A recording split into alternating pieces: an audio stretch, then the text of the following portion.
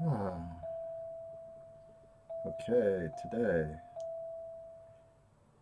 Today is a very strange day. I've only gotten about 3, 4 hours of sleep, so I'm in definitely an altered state. Um, and I didn't do a lot of work today, so this is going to be a short-lived video, but I'm doing it because I committed to doing this process 45 days, and I want to make sure I do it. Um, and it's interesting that I got home late last night and I couldn't go to sleep until I did my drawing and did the, the video. It was like, and so I realized that this process I've been doing is really beginning to work because it's like the neural pathways are I could almost feel them being laid down. We're over halfway through the 45 days and I can really feel it. Like I could not imagine not doing my drawings and not doing the video. So that's cool. That's great. And even right now, the fact that I'm doing this video exhausted, um, it's like I can't really relax until I do it. I can't really. It's very interesting. Very interesting, this process. The Habits of the Happy Brain is a very interesting book. This whole concept of how a lot of what we think is our feelings and perceptions could be chemical stuff in our brain. Now, I don't want to get into what we call flatland consciousness, which is integral theory, when it's like we kind of reduce all four quadrants.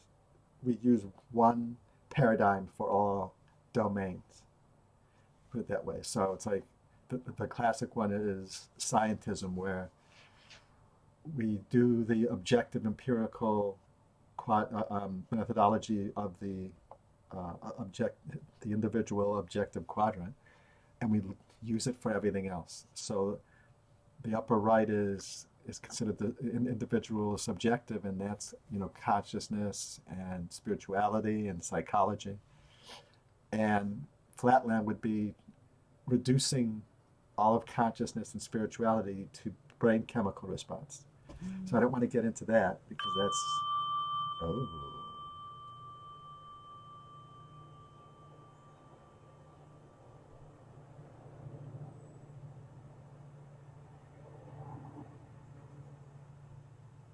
mindfulness. That's my mindfulness bell, as you know, probably. If you haven't seen these videos before, that's what that is. Um, so, not flatland.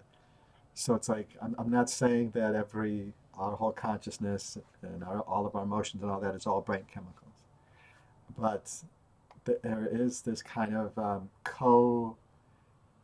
tetra enmeshment, Wilber calls it, that they're kind of simultaneously arising.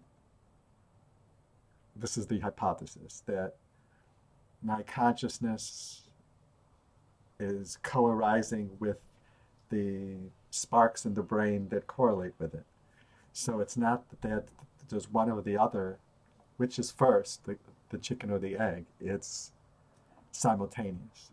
So, um, like, for example, if I do a meditation, I could change my brain chemistry.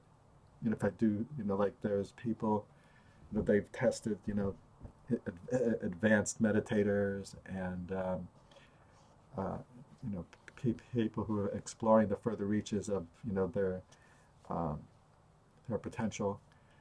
You could affect, heart rate. You can affect all sorts of body stuff, and vice versa. So body chemicals and all that can affect our consciousness and our thoughts and our feelings. So it's not like both. It's not either or. It's both and. So recognizing that there is this, there is this thing where if I don't, if I'm doing something that I've not done before, it's going to feel awkward because I don't have the neural pathways laid down for it. And recognizing that is very fascinating for me because it changes like my whole discernment process in spiritual guidance.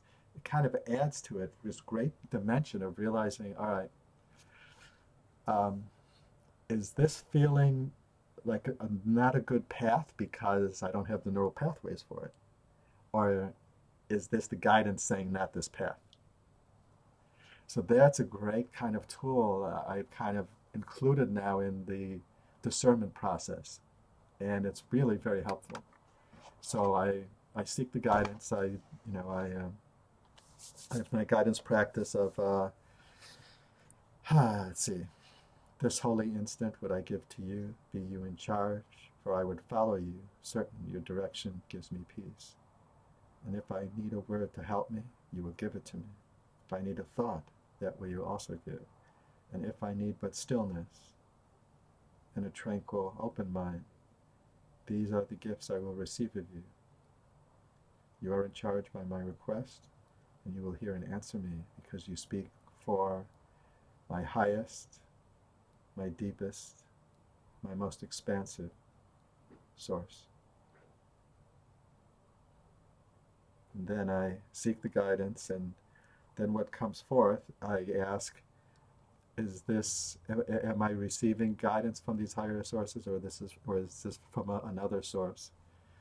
And then I've also added now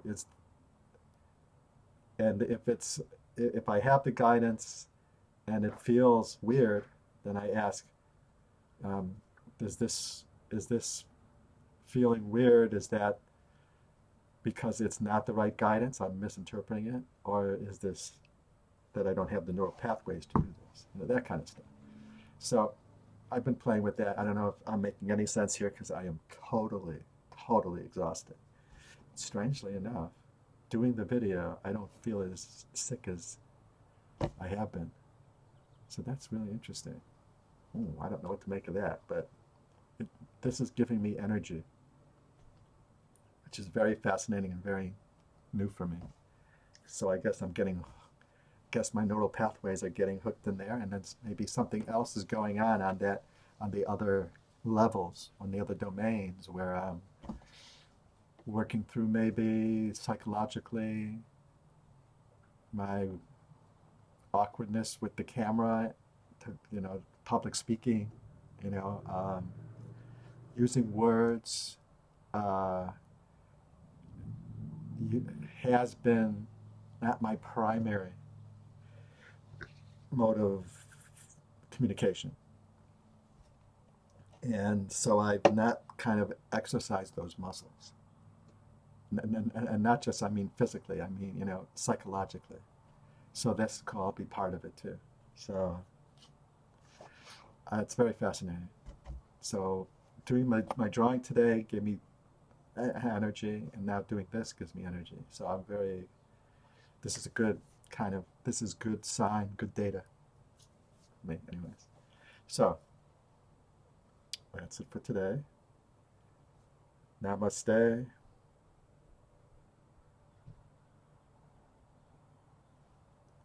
Peace out. Peace in.